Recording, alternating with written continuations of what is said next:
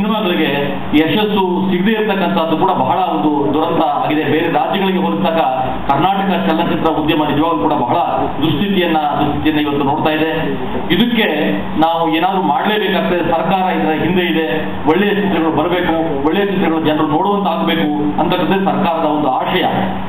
ನಮ್ಮ ನಿರ್ಮಾಪಕರುಗಳು ಕೂಡ ನಿರ್ದೇಶಕರುಗಳು ಕೂಡ ಅದೇ ಆಶಯಗಳನ್ನು ಇಟ್ಕೊಂಡಿದ್ರು ಕೂಡ ಎಲ್ಲೋ ಒಂದು ಕಡೆ ನಾವು ಜನರಿಗೆ ಒಳ್ಳೆಯ ಸದಭಿರುಚಿಯ ಚಿತ್ರಗಳನ್ನ ತೆಗೆಯಕ್ಕಾಗ್ತಾ ಇಲ್ಲ ಮತ್ತು ಅವ್ರ ಹೃದಯವನ್ನ ಮುಟ್ಟಕ್ಕೆ ಆಗ್ತಾ ಇಲ್ಲ ಅನ್ನೋದೇ ಒಂದು ಇವತ್ತು ನಮ್ಮ ಚಲನಚಿತ್ರ ಉದ್ಯಮ ಇವತ್ತು ಒಂದು ಅಭದ್ರ ಸ್ಥಿತಿಯನ್ನ ಕಂಡುಕೊಳ್ಳೋದಕ್ಕೆ ಕಾರಣವಾಗಿದೆ. ಹಿಂದೆ ಒಂದು ಹೀರೋ ಓರಿಯೆಂಟೆಡ್ ಫಿಲ್ಮ್ಸ್ಗಳು ತೆಗಿತಾ ಇದ್ರು ರಾಜ್ಕುಮಾರ್ ಅವರಿದ್ದಾಗ ಮತ್ತು ಬೇರೆ ಬೇರೆ ವಿಷ್ಣುವರ್ಧನ್ ಅವರೆಲ್ಲ ಇದ್ದಾಗ.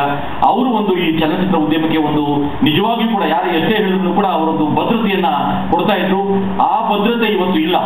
ಅದು ಇಲ್ಲೇ ಹೋದ್ರೂ ಕೂಡ ಬೇರೆ ಒಳ್ಳೆಯ ನಾವು ಹೀರೋಗಳು ಇರಬೇಕು ಅಂತಲ್ಲ, ಆದ್ರೆ ಒಳ್ಳೆಯ ಚಲನಚಿತ್ರಗಳನ್ನ ತೆಗೆಯೋದ್ರ ಮುಖಾಂತರ ನಮ್ಮ ಈ ಚಲನಚಿತ್ರ ಉದ್ಯಮ ಬದುಕಬೇಕು, ಉಳಿಬೇಕು. ಅದಿಲ್ಲ ಹೋದ್ರೆ ನಿಜವಾಗ್ಲೂ ಕೂಡ ಬಹಳ ಕಷ್ಟ ಆಗ್ತದೆ. ಸರ್ಕಾರ ಎಲ್ಲ ರೀತಿಯ ಒಂದು ಪ್ರೋತ್ಸಾಹವನ್ನ ಬೆಂಬಲವನ್ನ ಆರ್ಥಿಕವಾಗಿ ಕೊಡ್ತಾ ಇದೆ. ಅದು ಎಂಟರ್ಟೈನ್ಮೆಂಟ್ ಟ್ಯಾಕ್ಸ್ ಎಕ್ಸಂಪ್ಷನ್ ಇರಬಹುದು ಅಥವಾ ಗುಣಾತ್ಮಕ ಚಲನಚಿತ್ರಗಳಿಗೆ ಒಂದು ಸಹಾಯಧನವನ್ನ ಕೊಡ್ತಕ್ಕಂಥದ್ದು, ರಾಜ್ಯೋತ್ಸವ ಪ್ರಶಸ್ತಿಯನ್ನು ಕೊಡ್ತಕ್ಕಂಥದ್ದು, ಬೇರೆ ಬೇರೆಯವರ ಹೆಸರಿನಲ್ಲಿ ಪುಟ್ಟಣ್ಣ ಕರ್ನಾಳ್ ಇರ್ಬೋದು, ರಾಜ್ಕುಮಾರ್ ಅವರ ಹೆಸರಿನಲ್ಲಿರ್ಬೋದು, ವಿಷ್ಣುವರ್ಧನ್ ಹೆಸರಲ್ಲಿ ಇರ್ಬೋದು, ಬೇಕಾದಷ್ಟು ಅವರ ಹೆಸರಿನಲ್ಲೆಲ್ಲ ಅವರಿಗೊಂದು ಪ್ರಶಸ್ತಿಯನ್ನು ಕೊಡ್ತಕ್ಕಂಥದ್ದು. ಹೀಗೆ ಎಲ್ಲ ರೀತಿಯ ಸಹಕಾರವನ್ನ ಸರ್ಕಾರ ಮಾಡೋದಕ್ಕೆ ಅದಕ್ಕೆ ಏನ್ ಬೇಕಾದ್ರೂ ಪ್ರೋತ್ಸಾಹ ಕೊಡೋದಕ್ಕೆ ಸಿದ್ಧವಾಗಿದೆ. ಆದ್ರೆ ಈ ದುಸ್ಥಿತಿಯನ್ನ ಮೀರಿ ಒಳ್ಳೆಯ ಚಿತ್ರೋದ್ಯಮಕ್ಕೆ ಒಳ್ಳೆಯ ದಿನಗಳು ಬರಬೇಕು ಅಂತ ನಾನು ಈ ಸಂದರ್ಭದಲ್ಲಿ ಆಶಿಸ್ತಾ ನಮ್ಮ ಸರ್ಕಾರ ಚಲನಚಿತ್ರ ನೀತಿಯನ್ನು ಕೂಡ ತರೋದಲ್ಲಿದೆ. ಬಹಳ ದಿವಸ ಆಯ್ತದು. ಈಗ ಕೊನೆಯ ಒಂದು ಸುತ್ತಿನಲ್ಲಿ ಅದು ಚಲನಚಿತ್ರ ನಮ್ಮ ಚಲನಚಿತ್ರ ಉದ್ಯಮದವರೇ ಮತ್ತೊಮ್ಮೆ ಚರ್ಚೆ ಆಗಬೇಕು ಅಂತಂದ್ರಿಂದ ಅದು ಚಲನಚಿತ್ರ ನೀತಿಯ ಒಂದು ಉದ್ಯಮ ಚಲನಚಿತ್ರ ನೀತಿ ಅದು ಹೊರಬರೋದಕ್ಕೆ ಸ್ವಲ್ಪ ತಡ ಆಗಿದೆ. ಖಂಡಿತವಾಗಿಯೂ ಕೂಡ ಅದನ್ನ ನಾವು ತರ್ತಾ ಇದ್ದೇವೆ.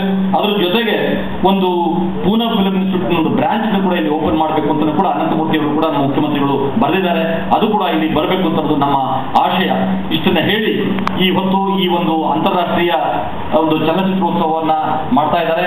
ಅವರಿಗೆ ಮತ್ತು ಇಲ್ಲಿ ಏನು 85 ಚಲನಚಿತ್ರಗಳನ್ನ ಬೇರೆ ಬೇರೆ ಬೆಂಗಳೂರು ಅಂದರೆ ಬೇರೆ ಬೇರೆ ಜಿಲ್ಲೆಗಳಲ್ಲೂ ಕೂಡ ಅದು ಪ್ರದರ್ಶನ ಆಗ್ತಾ ಇದೆ. ಬಹಳ ಯಶಸ್ವಿಯಾಗಿ ನಡೀಲಿ. ಮುಂದಿನ ದಿವಸ ಒಂದು ಏಕಕಾಲಕ್ಕೆ ಎಲ್ಲ ಜಿಲ್ಲೆಗಳಲ್ಲೂ ಕೂಡ ಈ ಅಂತಾರಾಷ್ಟ್ರೀಯ ಚಲನಚಿತ್ರೋತ್ಸವ ನಡೀಲಿ ಅಂತ ಹೇಳಿ ನಮ್ಮ ಅಕಾಡೆಮಿಯ ಅಧ್ಯಕ್ಷರು ಅವ್ರು ಬಂದ ಮೇಲೆ ಎಲ್ಲ ಒಳ್ಳೆಯ ಕೆಲಸಗಳನ್ನ ಮಾಡೋದಕ್ಕೆ ಅವರಿಗೆ ಮನಸ್ಸಿದೆ, ಮಾಡೋದಕ್ಕೆ ಅವರಿಗೆ ಶಕ್ತಿ ಇದೆ.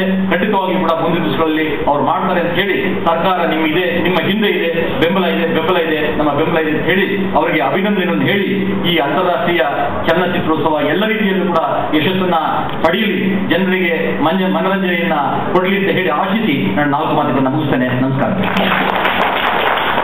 ಗುಣಶೀಲನವರಿಂದ ಗೌರವ ಸಂಸ್ಥೆ